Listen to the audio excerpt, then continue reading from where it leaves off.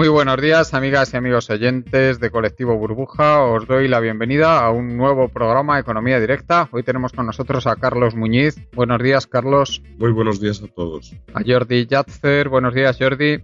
Buenos días. Y a Joséan Paunero. Buenos días, Joséan. Hola, buenos días. Hoy vamos a hablar de la evolución de los costes laborales. Los costes laborales están aumentando prácticamente a tasas mínimas desde que existen datos. Solo el 0,1% por hora trabajada en tasa interanual, es decir, prácticamente en plano.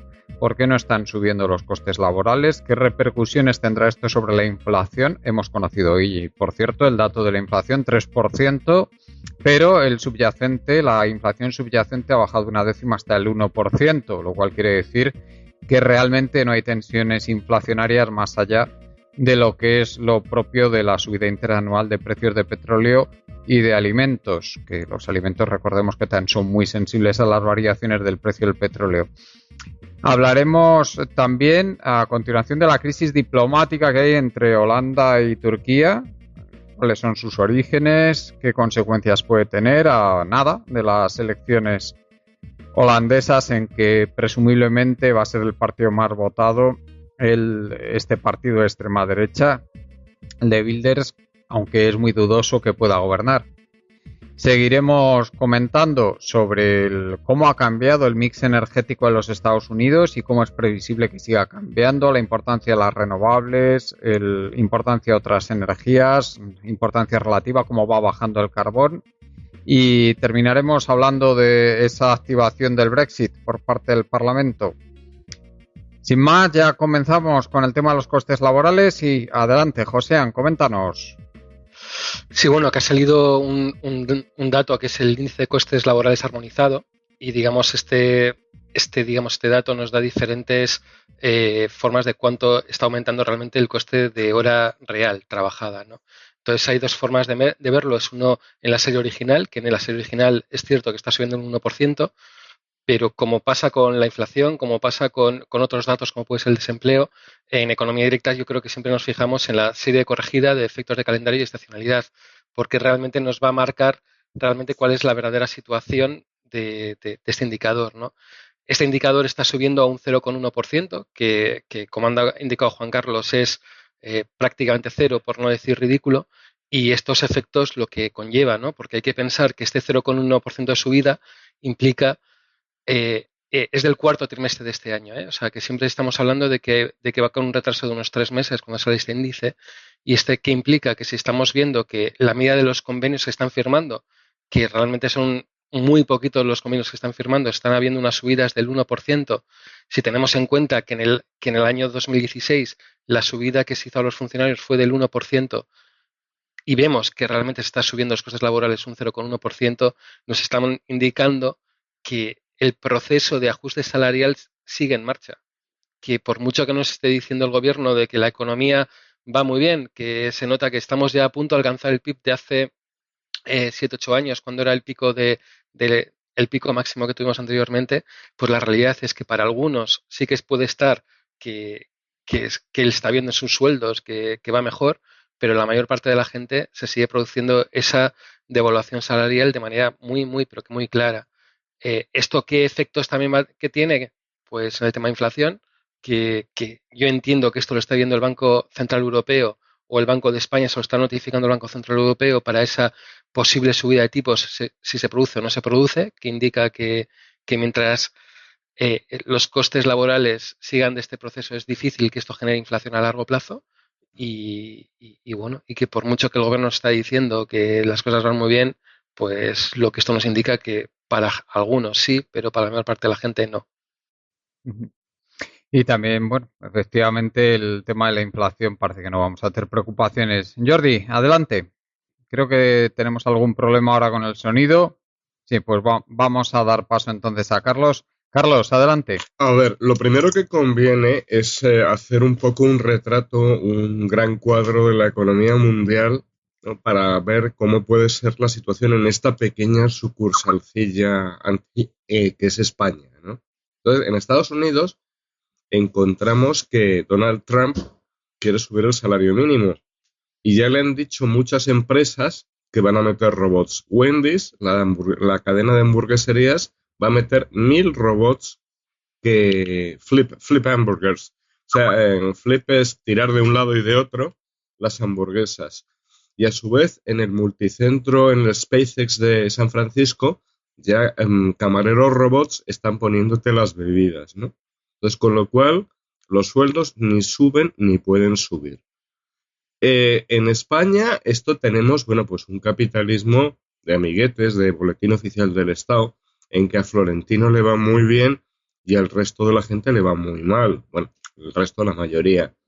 Entonces, aquí la tendencia llegará, pero con 5 millones de desempleados y ni se sabe la gente a tiempo parcial y una población empleada de total de no llega a 17 millones de personas, de los cuales 3,2 son funcionarios, pues mire, la inflación salarial ni está ni se la espera. O sea, aquí no es cuestión de hacer cábalas extrañas, porque cualquier susto de inflacionario será temporal y será de los elementos volátiles como la energía.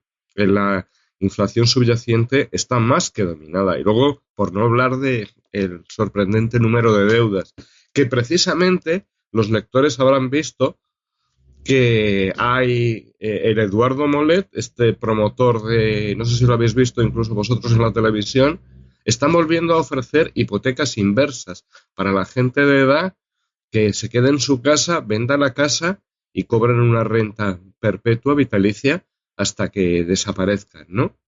Entonces, esto desde hacía 10 años no se veía. O sea que aquí la crisis no ha valido para absolutamente nada, nada de nada.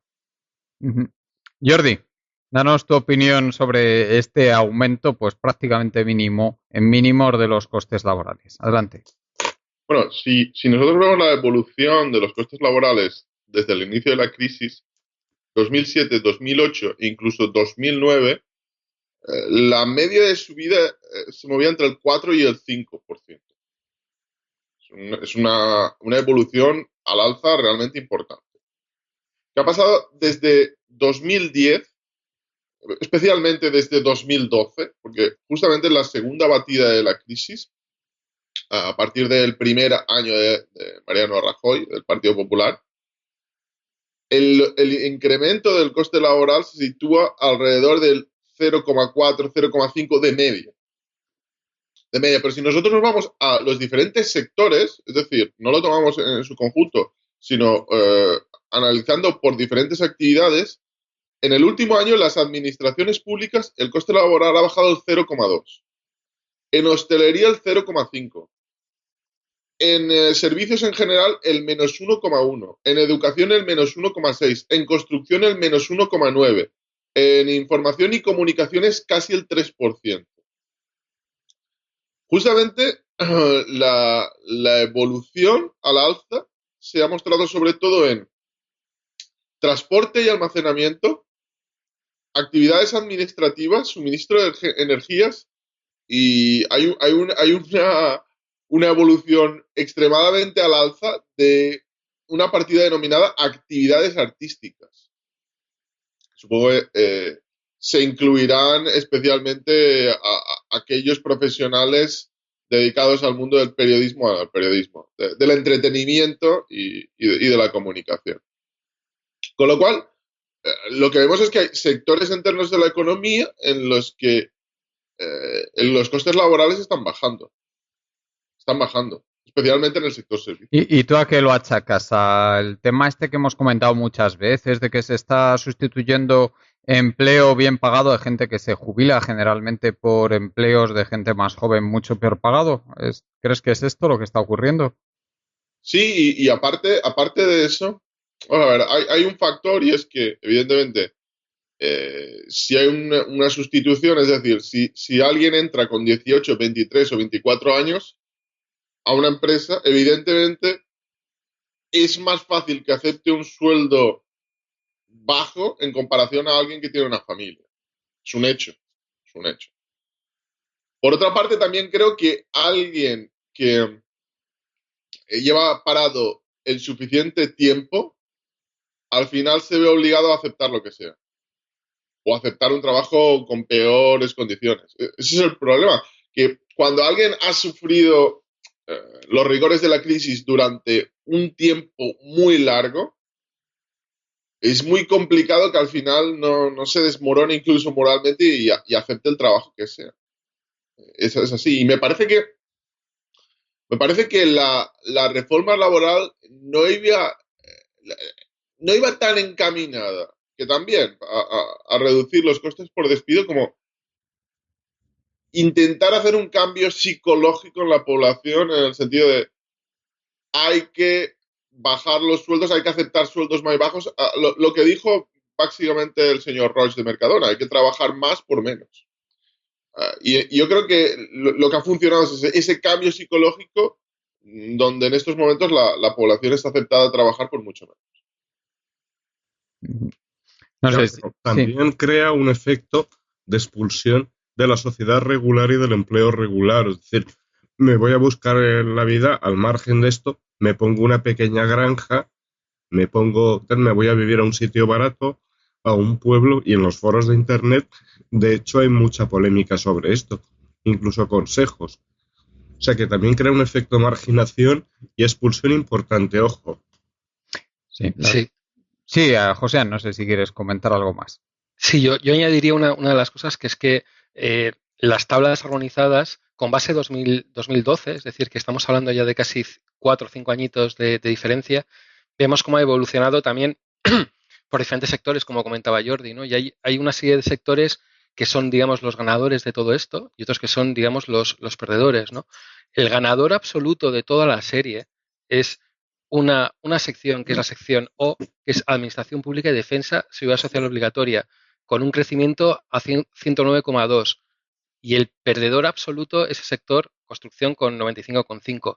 ¿Qué es lo que nos está indicando? Y es más, el ganador absoluto es Administración Pública. Es decir, que por mucho que nos estén indicando que los funcionarios pues están mal, que la situación es súper complicada, que no les aumentan los sueldos, etcétera, la realidad es que por coste laboral unitario están aumentando. O sea, a 109,2 respecto a una base 100 del 2012, perdón, te indica pues que es gente que tiene otra serie de privilegios que no se ven, como pueden ser trienios, quinquenios, que en muchos sitios no existen, en muchas líneas en muchos sectores, y eso está generando también que haya gente que esté dispuesta a lanzarse como sea, a poder ser funcionario, a trabajar en la administración pública respecto a un sector privado. Entonces, esta es la situación actual, que por mucho que nos esté indicando algo contrario, de que los funcionarios pues han sufrido una parte importante de la crisis, este coste desestacionalizado es cierto que han sufrido crisis respecto a cómo podían estar anteriormente, pero si lo comparan con el resto de la economía, digamos que ellos son unos privilegiados. Y eso yo creo que muchas veces pues hay que indicarlo, que no es una pelea a veces de decir respecto a que si ellos tienen que estar mejor o peor respecto a un sector privado, sino que es que realmente, si depende con quién te compares, estás muchísimo mejor que realmente una persona que viene del sector de la construcción, como en estos 4 o 5 años ese coste unitario ha bajado un 5%.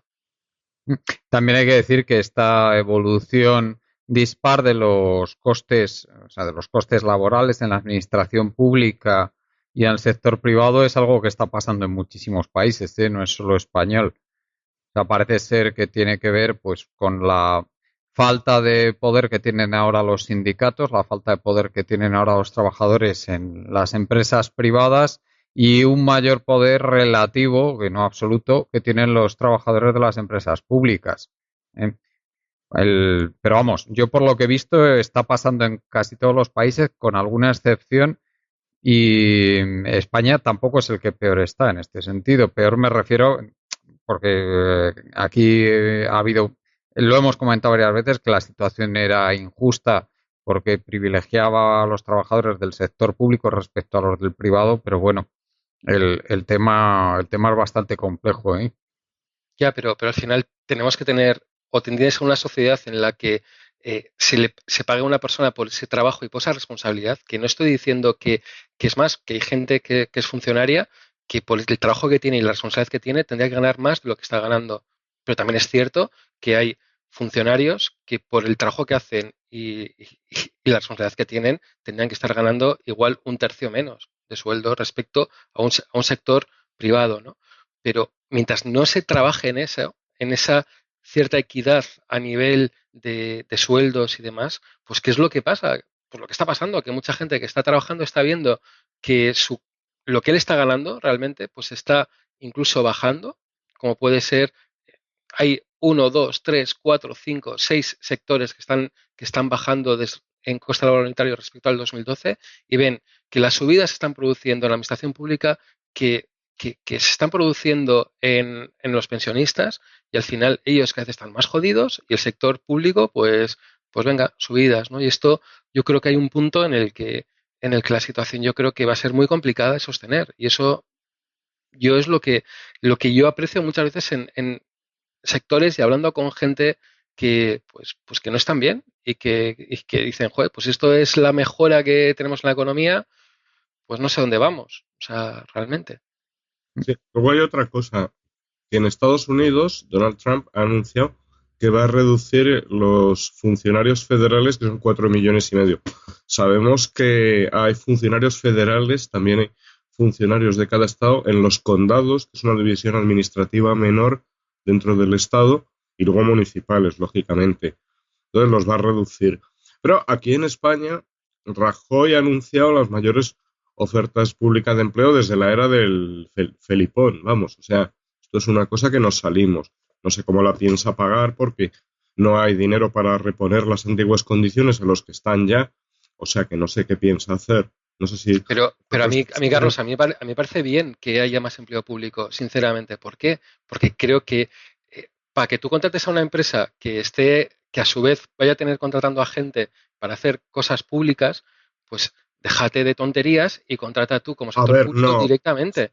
Lo que pasa que lo que no puede ser es que a esa persona que va a ganar 1.200 euros, porque sea funcionario, va a ganar 1.900.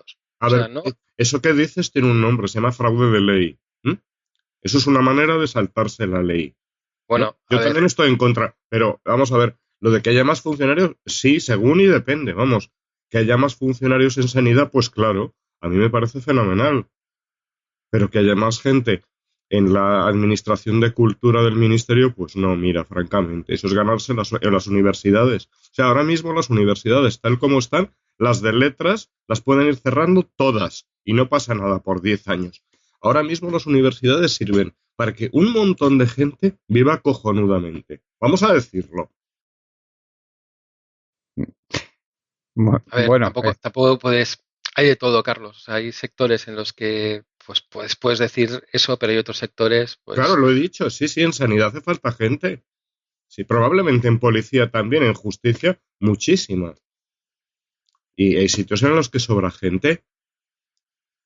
Ujú. Pero vamos, como está la economía actual, las carreras de letras las podían cerrar 7 años todas. Absolutamente todas, incluida la mía, derecho. lo dices por la oferta enorme que hay de trabajo. Claro, si hay ya un parque de gente y bueno, y de filosofía y letras, historias para no dormir y para dormir y tal, yo ya ni me imagino cómo puede ser eso, vamos. O sea, por eso te digo que lo que sirve es para justificar sueldazos de una gente que, bueno, encima se colocan entre ellos porque la endogamia de la Universidad Española es de sobra conocida. Hay estudios hasta el Eso sería respecto. interesante. El mundo universitario y la educación en general, y este es un debate que hay sobre todo en Estados Unidos en estos momentos, es cuál es el valor añadido que genera la universidad. Es decir, hace 20, 30 años, si tú querías saber algo específico que había ocurrido en un lugar o querías saber el detalle de una fórmula, etcétera, tenías que hablar con un experto. Pero hoy en día el detalle más nimio del momento más extraño, la fórmula más complicada, cualquier cosa prácticamente lo puedes encontrar en Internet. Entonces, ese es un programa que podríamos Sí, Es muy Jordi, interesante lo que dices, Jordi, muy, muy. Jordi, además hay otra cosa. La mayoría de universidades americanas han empezado a ofrecer títulos a distancia por Internet, lo cual tiene unos cambios radicales.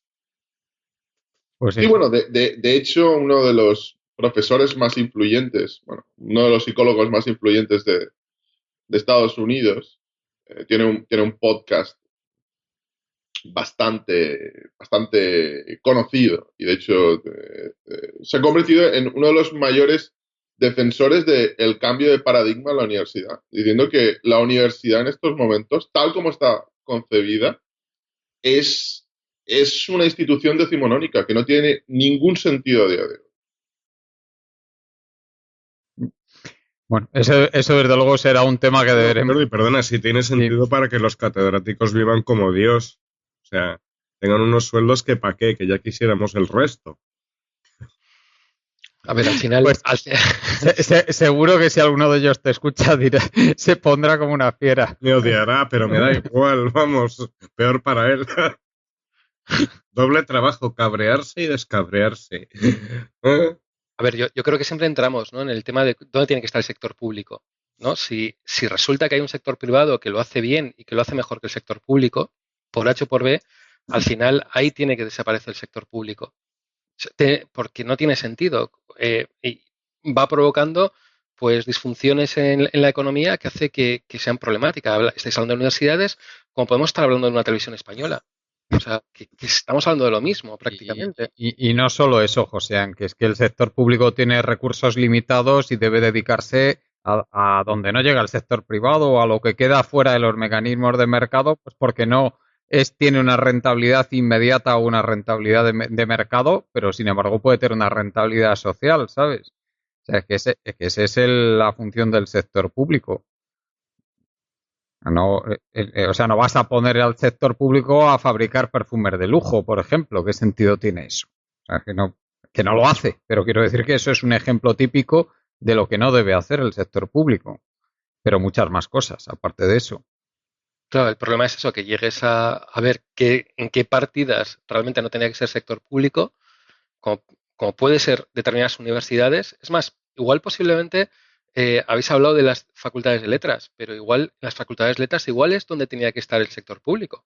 O sea, porque es que pocas universidades privadas están en filologías, en hispánicas, etcétera, ¿no? Entonces, y es importante que también existan ese tipo de carreras y también que haya gente que... No, pero vamos a ver, uno de los mayores problemas de la universidad hoy en día, en mi opinión, es que hay una distancia entre lo que se debería conseguir y lo que se consigue. Es decir, en teoría, si uno estudia filología inglesa, lo mínimo que se debería pedir es que esa persona fuera, yo no diría bilingüe, pero tuviera un nivel del idioma extremadamente alto.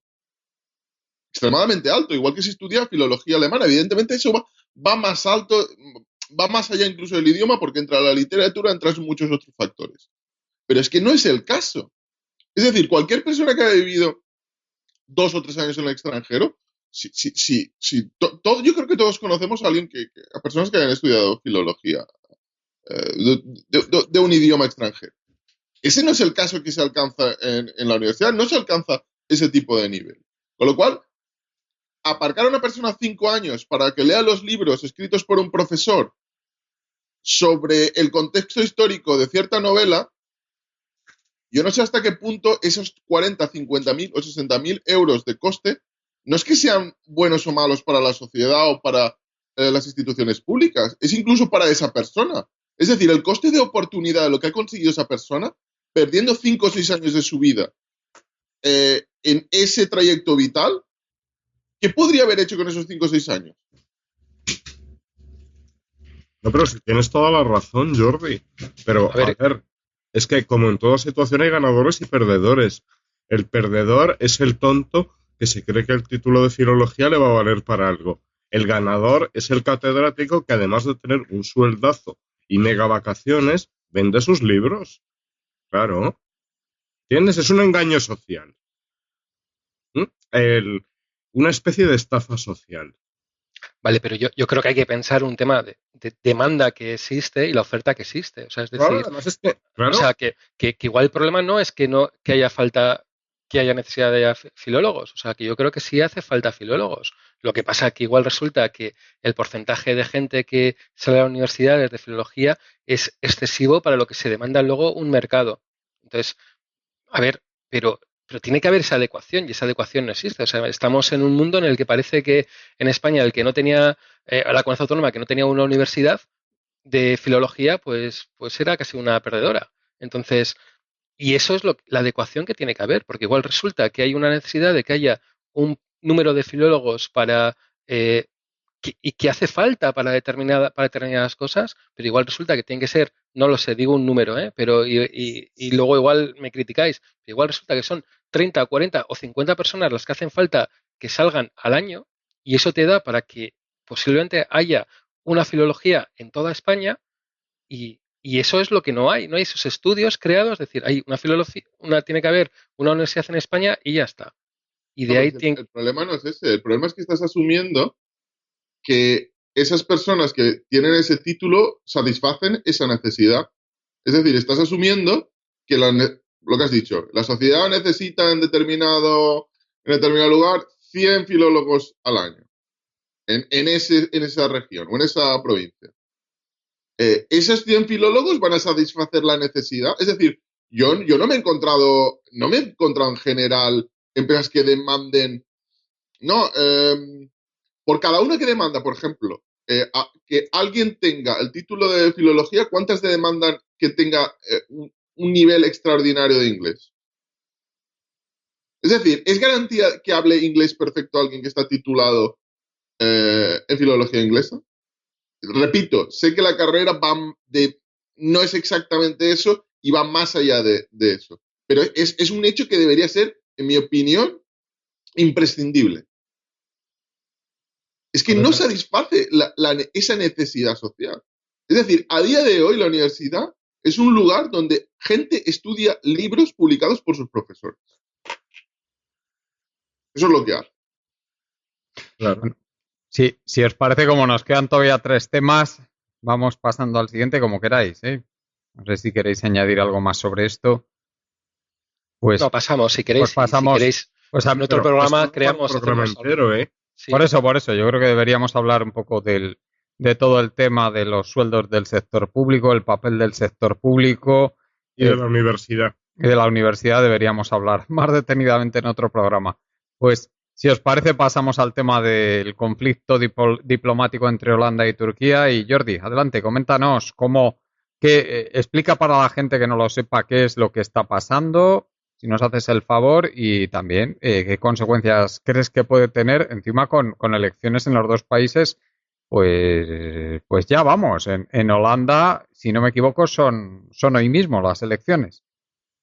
Sí, bueno, toda la crisis que, de hecho, empezó como un asunto relativamente pequeño y está alcanzando, y ya a día de hoy, específicamente hoy, unas dimensiones considerables. Yo diría que casi van más allá de lo que es Turquía y Holanda y se está extendiendo al conjunto de la Unión Europea. La crisis empezó básicamente porque en Turquía se está preparando el referéndum que debería dar más, va a cambiar la constitución, va a dar más poderes a Erdogan. Es básicamente lo que hay detrás del referéndum que se está planteando en Turquía y que enlaza con toda aquella purga que se hizo, con aquel extraño golpe de Estado, etcétera. Y esto es una reacción, en el fondo, para convertir a Turquía en un lugar donde Erdogan va a tener incluso más poder del que tenía anteriormente. En ese contexto, varios altos funcionarios, entre ellos 2 ministros turcos, se dirigen a Holanda y preparan a su vez también viajes a otros países de Europa en los que haya un porcentaje importante de inmigrantes turcos. La visita pretendía que se realizasen determinados mítines electorales, mítines a favor de la propuesta de Erdogan de conseguir más poder y de reformar la Constitución. ¿Qué ha ocurrido? La reacción a ello ha sido que el gobierno de Holanda ha prohibido que se realizasen esos mítines e incluso ha expulsado del país, ha hecho que volvieran varios altos funcionarios turcos. La respuesta por parte de Erdogan ha sido tachar a Holanda de un país nazi, también a Alemania, porque determinadas ciudades alemanas también han prohibido esos mítines, aunque no ha sido una reacción tan desde la cúspide del gobierno, sino más local. No ha sido tan dirigida desde el gobierno como en Holanda, porque Holanda tiene su propio problema, y es que tiene en estos momentos también unas elecciones donde un partido, digamos que bastante radical, puede ser el más votado, con lo cual tampoco quería dar más alas a ese partido, viendo como en su suelo un gobierno bastante radical a su vez, islamista y nacionalista, porque en el fondo Erdogan, yo diré que más que un islamista es un nacionalista turco. Claro, los holandeses se veían con la espada entre la espada y la pared, que hicieran unos mítines para favorecer a un gobernante que quiere convertirse en cuasi dictador de Turquía, era una situación muy complicada. Con lo cual, la reacción de Turquía ante esta expulsión y esta prohibición de los mítines ha sido tachar a Alemania y Holanda de países nazis, islamófobos, etc. Y hoy hay una reacción que ya va a convertir esta crisis diplomática en algo que va a extenderse a la Unión Europea, en la que el ministro de Asuntos Europeos, Ömer Çelik, ha afirmado que Turquía debe replantearse el acuerdo de tránsito terrestre Unión Europea-Turquía. ¿Qué quiere decir con esto? Lo que debe replantearse es que va a poner en el congelador la devolución de inmigrantes por parte de la Unión Europea a Turquía. Y esto es lo que ha hecho que varios medios europeos vean esta declaración como que Turquía pretende llenar de inmigrantes la Unión Europea. En el fondo, lo que está haciendo es lo mismo que hizo en 2015, cuando amenazó a la Unión Europea con volcar millones de inmigrantes que no eran específicamente sirios. En aquel momento se dijo que era una crisis en Siria. Muchos de ellos eran afganos o pakistaníes, también del Baluchistán iraní, e incluso de Bangladesh. Con lo cual, utilizó la cuestión de los inmigrantes para apoyar a sus intereses diplomáticos, sus intereses geoestratégicos, que pasaban por que la Unión Europea hiciese la vista gorda con las operaciones de Turquía en el Kurdistán, ya sea el Kurdistán sirio, iraquí o su propio Kurdistán, la represión de los opositores, etcétera, etcétera. Y aparte, acordémonos de aquel acuerdo en el que llegó a firmar la Unión Europea, a abonar 6.000 millones de euros en ayuda a Turquía para frenar esta venida de inmigrantes desde Asia. Con lo cual, Turquía pone sobre la mesa otra vez este chantaje a la Unión Europea para que cambie su política, y en el fondo lo que consiga es que Erdogan se pueda mantener reformando la Constitución y otorgando a sí mismo más poder. Lo grave de todo esto es la deriva que está teniendo Turquía, que está teniendo una deriva que, repito, va más allá del islamismo. No es una cuestión solo de islamismo, es una cuestión de nacionalismo. Yo creo que Erdogan es un ultranacionalista, una persona que pretende de alguna manera acabar reformando Turquía para convertirlo en un país neo-otomano con aspiraciones imperialistas.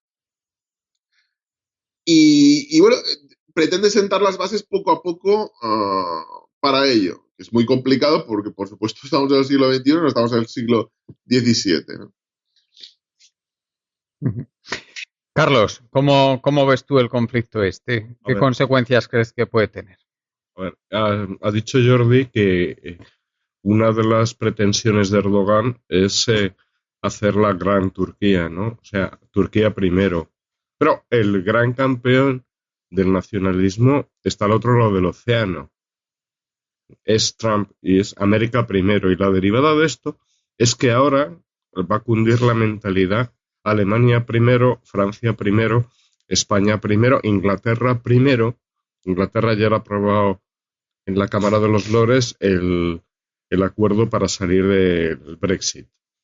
Entonces, la derivada de todo esto es que ahora se hace difícil tener asociaciones mundiales por este ambiente de nacionalismo. Sí, porque, bueno, si bien Turquía es un punto, pero no es el más importante de todos los puntos.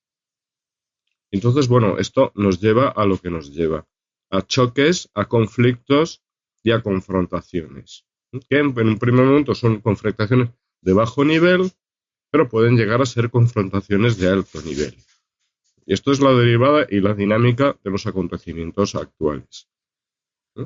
Entonces, bueno, en esta situación, la Unión Europea lo tiene jodido para seguir adelante. O sea, vamos a decirlo. Como siempre, aquí en España es que es una cosa clamorosa, porque hace 2 meses y pico, un periodista probablemente mentiroso en El Confidencial decía que no, que finalmente Inglaterra no se iba a ir de la Unión Europea. O sea, Sí. este es el nivel de periodismo que tenemos aquí, de tela marinera. Sí, bueno, eso decían después del Brexit, que aquí nos reíamos, pero muchísimo. Porque la ignorancia sobre cómo funciona el Reino Unido era palmaria y además el interés por confundir a la gente, ¿eh?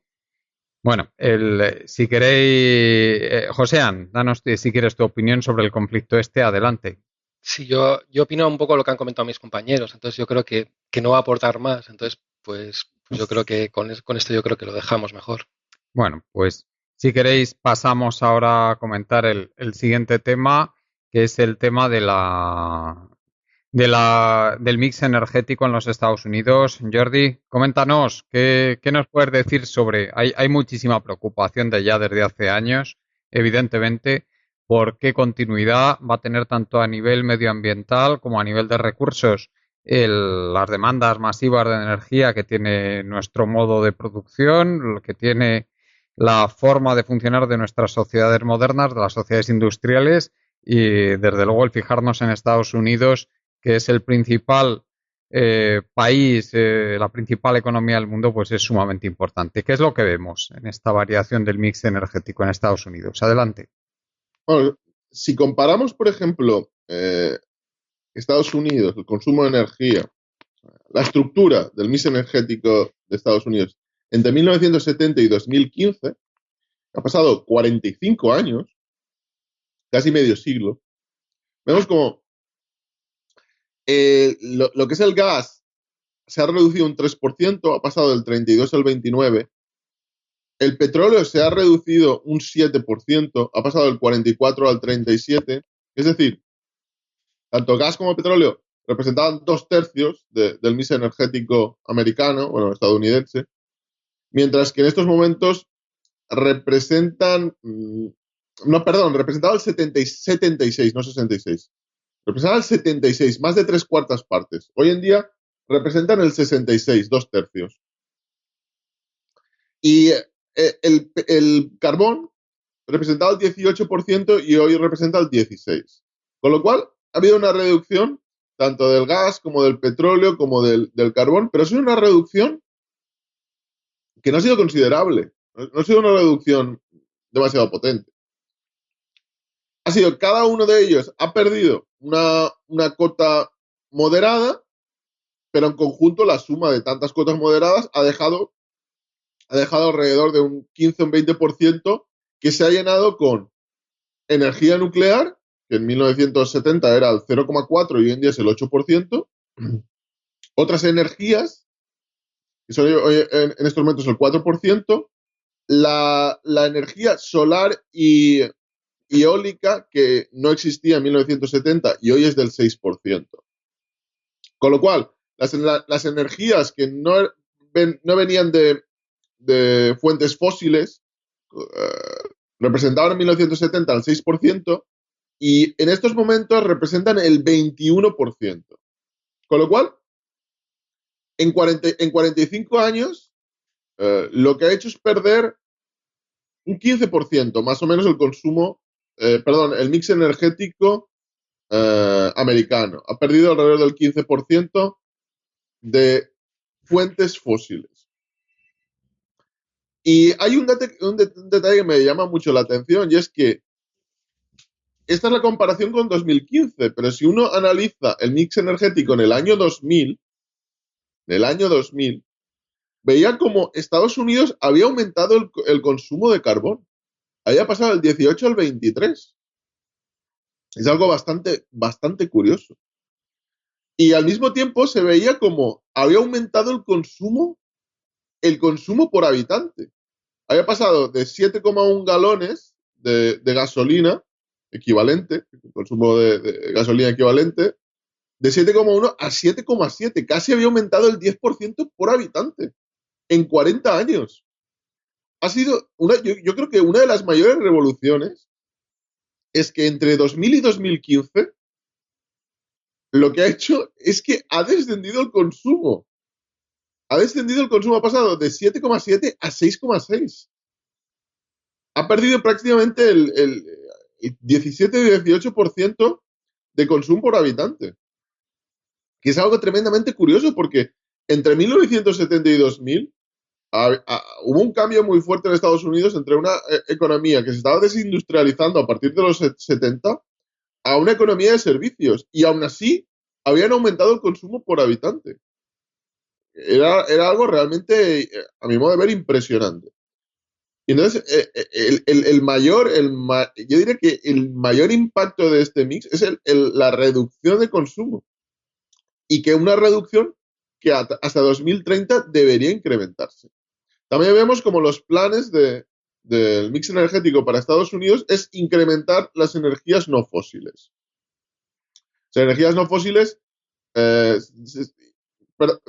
pasarían alrededor del 18 al 23 más o menos, y el carbón pasaría del 16 al 12. Se reduciría prácticamente el 25%.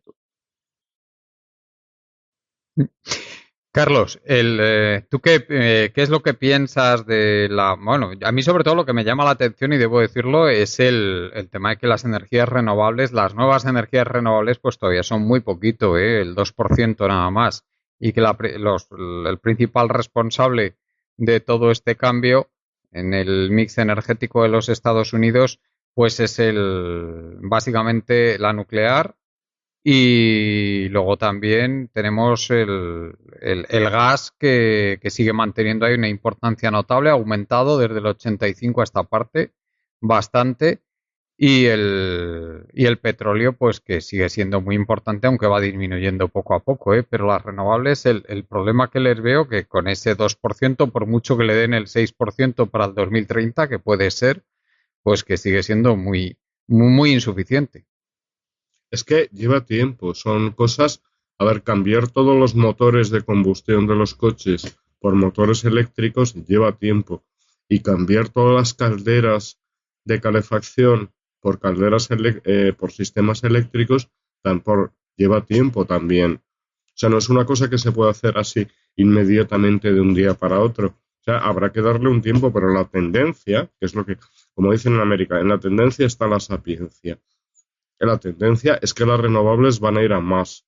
Entonces, bueno, Estados Unidos lo pasó muy mal en las crisis petroleras de los años 70, ¿no? Y hubo fotos, bueno, que venían en la revista Time y Newsweek de peleas de conductores en surtidores de gasolina cuando estaba Jimmy Carter en la presidencia.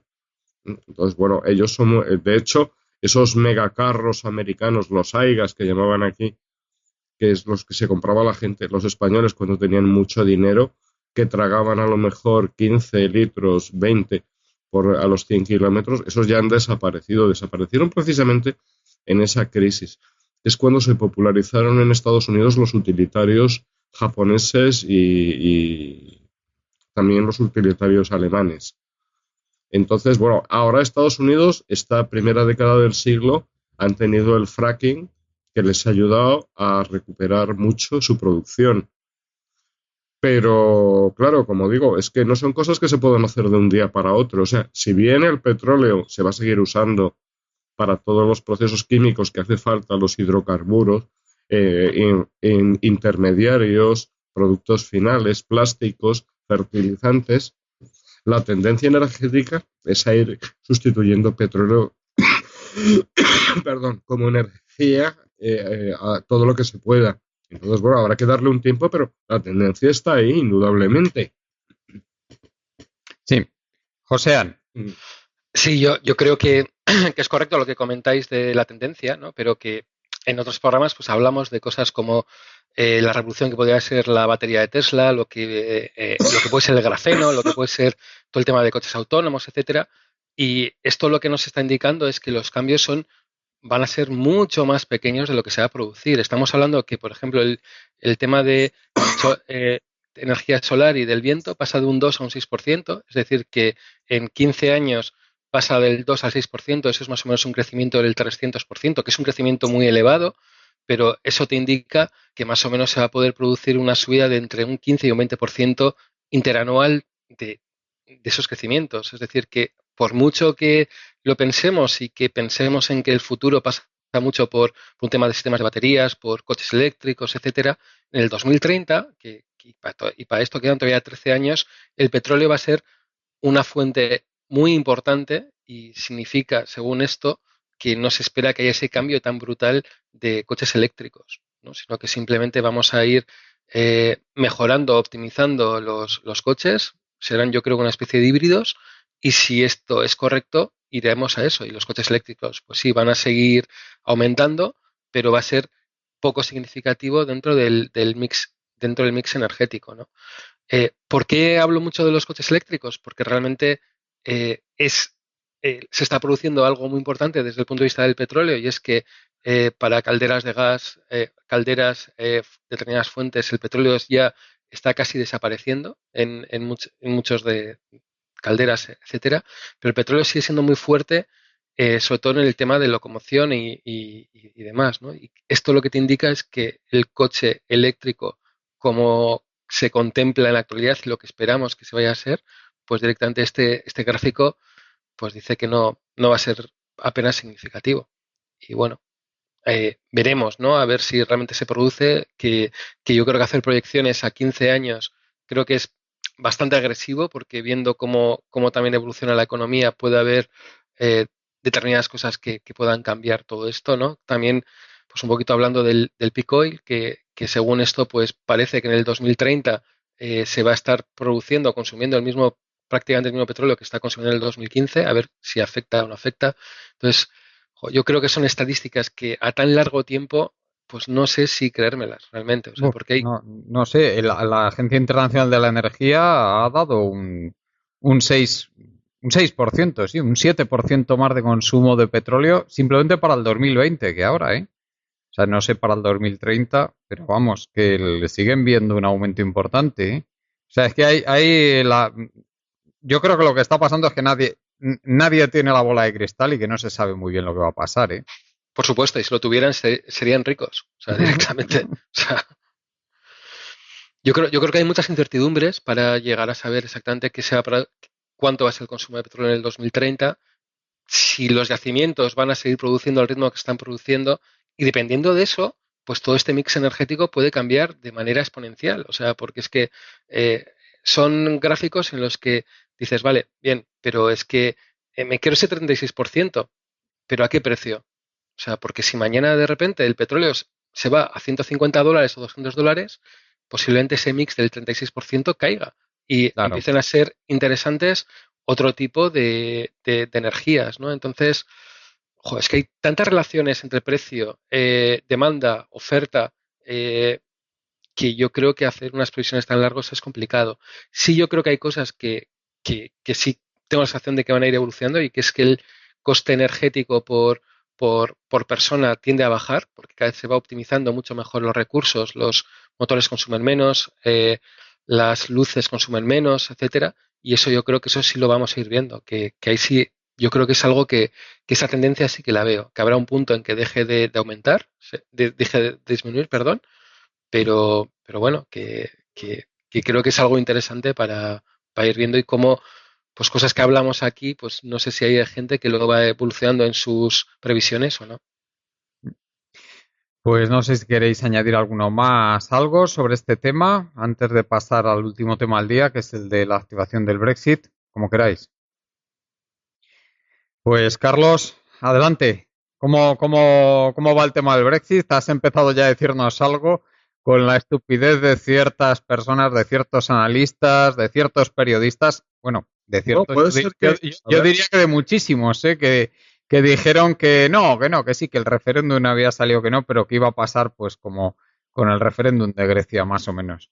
Y sí, las narices. Bueno, adelante, Carlos. A ver, pero es que hay periodistas que no es que no se enteran directamente, que también los hay. Hay periodistas que directamente mienten, desinforman, intoxican. O sea, es todo una escuela, o sea, hay una escuela creada y son conocidos los principios de la intoxicación y la desinformación. O sea, esto es desde tiempos inmemoriales. No, pero al caso, ayer la Cámara de los Lores ha aprobado el mecanismo de salida de Inglaterra de la Unión Europea, la activación del artículo 50. Entonces, bueno, había dos enmiendas. Una era a favor de que los extranjeros mantuvieran su estatus, los extranjeros que llevaran tiempo, mantuvieran su estatus en Gran Bretaña, que ha sido rechazada.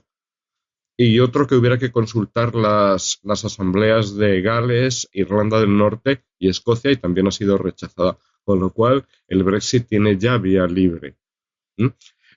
Hace 2 semanas, y volviendo a colación sobre la desintoxicación, la intoxicación y la desinformación, en Televisión Española daban una noticia de que iban a expulsar a una señora que llevaba 27 años casada con un británico. Entonces, no sé si será exacta y en qué circunstancias y si será verdad, obviamente, pero desde luego, si es verdad, es que los ingleses se están poniendo muy radicales sobre echar a todos los extranjeros del Reino Unido, ¿no? Porque en el Reino Unido no solo están los europeos, los ciudadanos europeos, están también, pueden residir fácilmente todos los ciudadanos de la Commonwealth, que es todos los estados asociados del antiguo imperio colonial británico. Con lo cual tienen un panorama de inmigración. Bueno, habréis estado en Londres y desde hace muchos años ya se ve que el centro de Londres tomado por hindús, pakistaníes, asiáticos, etcétera, ¿no? O sea, en Londres queda de todo menos londinenses. Entonces, bueno, es un poco comprensible también esta reacción ante el asalto extranjero al tal. Entonces, bueno, aquí en España nos enteraremos, pero nos enteraremos mucho después, porque en España vamos a remolque de los acontecimientos. Entonces, cuando la Unión Europea se esté disolviendo, tendremos al Bárbaro Rajoy diciendo, sí, esto es maravilloso, es muy maravilloso, tenemos que seguir en Europa. Pero es que, claro, aquí en España lo que tenemos es que ponernos las pilas y empezar a ir en como toma todo el mundo. Esto es indudable. Jordi, es desde luego muy curioso lo primero, la falta, que yo creo que desde luego hay bastante mal periodismo, gente que trata de manipular a los lectores o a los oyentes, pero también hay, desde mi punto de vista, una falta de comprensión total de cómo funcionan las cosas en un país que, bueno, pues que mantiene desde luego una soberanía que nada tiene que ver con la de Grecia o con la de España, como es el Reino Unido. Sí, yo creo que ese es un factor muy importante. De entrada, que el Reino Unido funciona de una forma diferente a lo que puede funcionar España o Italia o Grecia, en el sentido de que si hay un referéndum y un partido político promueve que no se respete, nadie en el resto del espectro político y nadie en la sociedad les va a apoyar, o muy poca gente. Es decir, es cierto que hubo declaraciones de incluso algunos parlamentarios británicos diciendo que el referéndum no debería respetarse.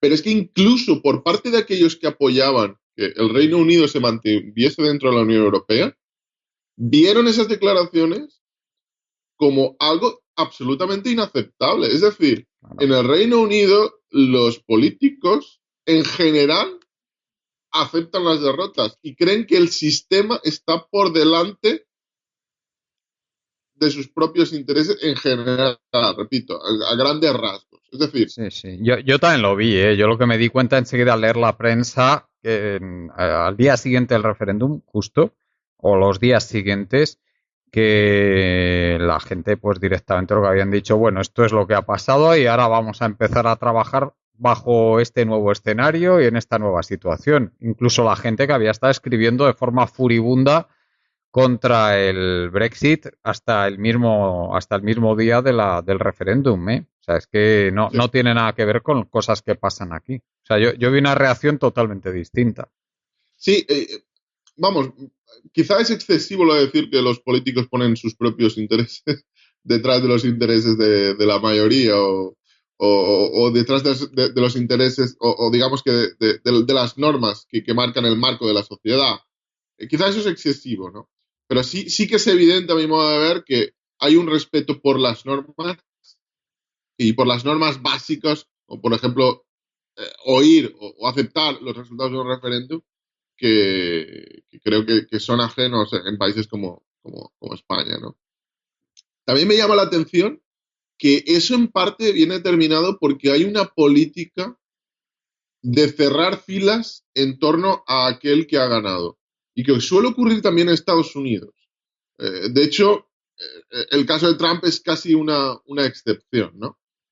En el sentido de que cuando alguien que ha sostenido una opinión ve cómo la sociedad apoya a otra persona que ha sostenido la contraria, ese que ha perdido apoya al ganador. Hay un cierre de filas social con el ganador. Y creo que se ha visto en buena parte de los medios y de los políticos británicos que han dicho, bueno, se ha decidido esto y vamos a hacer esto y vamos a defender esto aunque nosotros queríamos otra cosa. Y por otra parte, el segundo aspecto que determina que el Reino Unido haya reaccionado así es que el Reino Unido sigue siendo una potencia. Es decir, de capa caída, militarmente ya no es tan importante como Estados Unidos, ni siquiera quizá como Rusia, pero es un país que no puede venir cualquiera a influir sobre sus asuntos. No es España, es decir, no coge la llamada de Merkel y hace lo que diga Merkel. El Reino Unido no funciona así. No. Osean, adelante. Sí, yo creo que al final estamos hablando de un país que hay que conocer mucho a los ingleses para ver lo que pasa, ¿no? Y los pocos que hemos tenido la suerte de conocer a bastantes ingleses, esto lo que está pasando yo creo que no es que nos sorprenda, ni mucho menos. O sea, es que son, digamos así, ¿no? Y que a pesar de, pues lo que comentaba Jordi, a pesar de que sean unas decisiones que pues los políticos no lo entiendan, a pesar de que las grandes industrias no entiendan que es positivo para el Reino Unido estar dentro de la Unión Europea, etcétera, pero es que la gente lo ha votado y al final el grado de la democracia que tienen el Reino Unido, que no sé si son 300 años ya, que tienen, que tienen leyes y que tienen un sistema más o menos democrático, digo más o menos, pues hace que al final se respete esas decisiones. Y al final, pues muchos políticos lo dicen. O sea, sabemos que esto es malo para el Reino Unido a corto plazo, a medio plazo lo veremos y a largo lo importante es el Reino Unido. Y si la población lo ha decidido, pues la población, pues ya está, ¿no?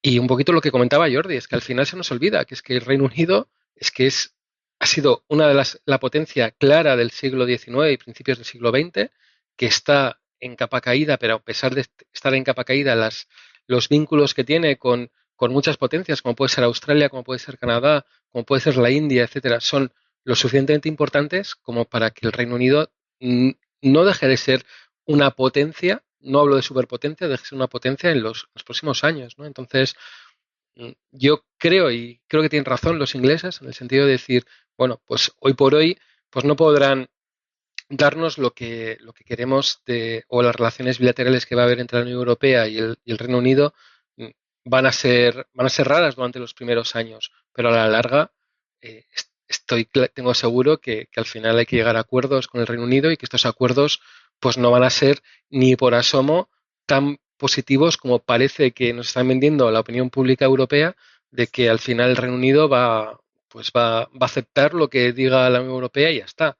Que no, que el Reino Unido es una potencia que tiene unas vinculaciones con muchos países diferentes y que si no venden en la Unión Europea, pues venderán en otro sitio, porque han sido capaces de hacerlo, ¿no? Entonces, pues bueno, que una cosa es lo que nos están vendiendo, yo creo que también a nuestros políticos en Europa, y luego otra cosa es lo que dentro de 2, 3, 4 o 5 años pues acabe firmando y lo veremos. Sí, pero perdona, José, es que tú asumes que la Unión Europea va a continuar, lo cual, así las cosas, me parece una asunción de lo más audaz. Yo no lo tengo tan claro. Mañana se verá en Holanda y luego se seguirá viendo después en Francia y en Italia. Yo no lo tengo tan claro que la Unión Europea vaya a seguir. Yo no tengo claro cómo va a seguir, pero yo creo que sí se va a seguir de alguna manera. Es decir, que eh, no tengo claro que se mantenga el euro, no tengo claro el funcionamiento de la Unión Europea como está en la actualidad, pero sí tengo la sensación de que va a haber algo para mantenerlo porque hay muchos intereses para que se mantenga de alguna manera.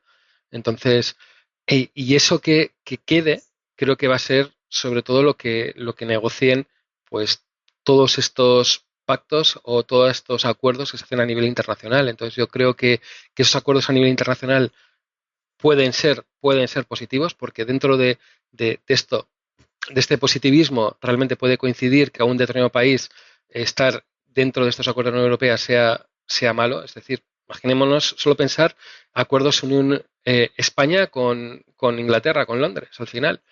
Pues es que los acuerdos que llegaríamos seguro que son diferentes a los que va a intentar llegar la Unión Europea con Londres. O sea, es más, incluso desde el punto de Sí, vista de personas. O sea, hay más ingleses viviendo aquí que españoles viviendo en Inglaterra. Llegar a un acuerdo de mantenimiento de personas en ambos países, entre España y Reino Unido, sería un acuerdo, yo creo, muy fácil. En cambio, un acuerdo Unión Europea-Reino Unido va a ser muy complicado porque hay muchas más personas viviendo en el Reino Unido y en la Unión Europea que al revés, ¿no? Por sí, ejemplo. pero ves, de momento, en la cumbre de la semana pasada, establecieron que tenían que poner una Unión Europea a 2 velocidades. Y los del este del grupo de Visegrado ya han dicho que tururú, que no, que de eso ni hablar. Porque ellos, Claro, bueno, han perdido mucho. O sea, a diferencia de España, ellos no han tenido fondos de cohesión, que España sí los ha tenido, y muy buenos y muy ricos, y se han encontrado que eran los proveedores de mano de obra barata para las fábricas centroeuropeas. Y claro, ellos no están por la labor, porque no son tontos. O sea que vamos a ver si sigue y cómo sigue y cuándo sigue. hombre, está claro que al final si no hay un, un stop and go, o sea, aquí yo creo que esto tiene sus días contados al final, ¿no? Pero bueno, que creo que también parte de esas negociaciones también entra dentro de la Unión Europea, o sea, que es que parece que el que lo va a tener mal es el Reino Unido y yo estoy contigo, de acuerdo, que es que el problema, primero va a haber un problemón en Europa y ante ese problema europeo, pues es difícil que se vaya a llegar a un acuerdo. O sea, posiblemente el tema de personas, por ejemplo, si pensáramos, yo no tengo los datos ahora en la actualidad, ¿vale? Pero si miráramos cuántas personas están, digamos, de zona de euro, ¿vale? O sea, ya no hablo Unión Europea, euro. ¿Cuántas personas de países euro, España, Portugal, Alemania están viviendo en Gran Bretaña? ¿Y cuánta gente, cuántos ingleses están viviendo en estos países? Pues igual está más compensado de lo que creemos. ¿El problema de dónde se descompensa? Pues aquellas personas que habían podido estar en Inglaterra, pues es muy fácil que si coges un Uber te encuentres con un polaco, pero que muy fácil. O sea, la cantidad de polacos y gente del este que está viviendo en el Reino Unido es enorme. Entonces, posiblemente eso es lo que está desvirtuando muchos de los acuerdos. Es más, o sea, aunque no pueda sonar un poco raro, puede sonar un poco racista, puede sonar como quieras, pero tú hablas con ingleses y los ingleses mismos te dicen que si el problema no lo tienen con ningún francés, ni con un inglés, ni incluso ni con un español, o sea, el problema no lo ven ahí, o sea, porque al final ven que hay un movimiento de personas desde hace tiempo, si el problema lo tienen en tantos polacos, tantos checos, tantos rumanos que pueden estar viniendo a Inglaterra y que están descontrolados. Y ellos te lo dicen, o sea, y entonces ahí yo creo que es donde pues puede estar el problema. Yo creo que también uno de los intereses de crear esas 2 velocidades va por ahí, o sea, porque la negociación puede ser más fácil una relación euro con Inglaterra que una relación Unión Europea con Inglaterra. Pero Y luego está el segundo punto que he sacado, el euro. El euro es que está muy mal diseñado. Los alemanes tenían que haber puesto, o sea, a ver, Estados Unidos emite una deuda americana, los bonos americanos. Entonces, bueno, la Reserva Federal lo distribuye entre todos los estados, esa recaudación. Aquí no, aquí cada país emite su deuda en euros en vez de emitirla a nivel europeo, pero claro, es que Alemania no quiere, vale, pues entonces que se jodan.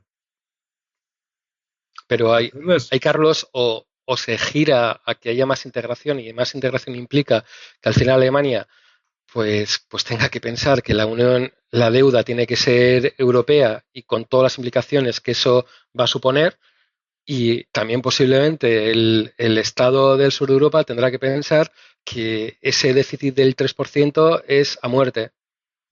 Y ahí es donde viene, yo creo que el gran problema. O sea, que está Alemania diciendo que no quiere que haya un déficit del 3%, más del 3%, y de repente ve que en los países del sur, ante una crisis económica, de repente se ven déficits del 9, del 10, del 12%, y le están diciendo al ministro de turno o al presidente de turno que, oye, que te estás pasando un huevo y que baja el déficit y que tienes que hacer unas reducciones brutales, y no lo hacen. Entonces, pues al final Alemania está diciendo, pues tururú a esa deuda pública, ¿no? Entonces, yo creo que... Yo creo que el mayor problema es que, de entrada, la Unión Europea no pinta absolutamente nada a nivel internacional. Es decir, para los británicos, ¿qué les aporta formar parte de la Unión Europea? ¿Cómo está reaccionando la Unión Europea con una crisis que ha empezado por un asunto bastante pequeño, y que no sabemos la escalada, cómo va a terminar? ¿Cómo está reaccionando la Unión Europea con el asunto turco? ¿Cómo reaccionó la Unión Europea con el asunto, con el conflicto sirio? ¿Cómo ha reaccionado la Unión Europea con el conflicto en Ucrania? ¿Cómo ha reaccionado la Unión Europea con Rusia? Yo no creo que nadie esté moderadamente contento cómo ha gestionado la política internacional y los asuntos exteriores la Unión Europea. Al Reino Unido, ¿eso qué le aporta? No le aporta nada. Tampoco forma parte de la moneda común. Y desde luego, otro aspecto importante es la gestión de sus fronteras. Tampoco quiere que se la marque la Unión Europea. Con lo cual, para el Reino Unido, ni siquiera por el asunto simbólico, el decir que forma parte de Europa, al británico medio le importa bastante poco. Igual que al español, el sentirse que ya somos Europa, formamos parte de Europa, somos europeos, eso al británico medio le importa entre 0 y nada. Porque no tienen un problema de autoestima. Yo creo que buena parte de los problemas del sur de Europa es un problema de autoestima. Sí, especialmente Grecia, Portugal y España, ¿eh? En Italia menos. En Italia el problema es menos grave y por eso también son de los países del sur el más euroescéptico, ¿eh? Carlos. Sí, hay todo un libro de El español y su complejo de inferioridad de López Ibor, no sé si lo conocéis, y no sé cómo no le aplican ese libro, el artículo 543 del Código Penal, de que sobre hablar mal de España, ¿no? Y lo retiran inmediatamente. Bueno, pues si queréis vamos terminando ya, a no ser que queráis añadir algo, Carlos. Gracias por invitarme. Gracias a ti, Carlos. Osean. Sí, nada, gracias por invitarme también y bueno, pues los comentarios pues que son bienvenidos. O sea, que al final a veces no tengo tiempo para ver todos los comentarios, a veces no contesto los comentarios. También hay un poco gente que escribe en iVoox, gente que escribe en Colectivo Burbuja. Entonces, pues bueno, el que se sienta que no se le está contestando a lo que dice, pues pedir perdón. Y bueno, y que aún así que yo creo que es bueno los comentarios porque genera debate. Gracias, José. Y si nos puedes decir la referencia, dónde seguirte, sí. dónde localizarte. Sí, en redes sociales y en paunero.com. Gracias. Jordi, muchas gracias también. Gracias y bueno, el tema que ha propuesto Carlos sobre la universidad creo que sí, tremendamente interesante. Podríamos si os parece, lo prometemos para la semana que viene. Y bueno, también el tema de Wikileaks. Pues sí, muchas gracias y gracias a toda la gente que nos escucháis, a los compañeros Juan Martínez, Ramón Ferrer, Pablo Domínguez, y José Manuel Corrales, y sin más nos despedimos por hoy, recordándoos nuestra página web colectivoburbuja.org. Hasta el próximo día.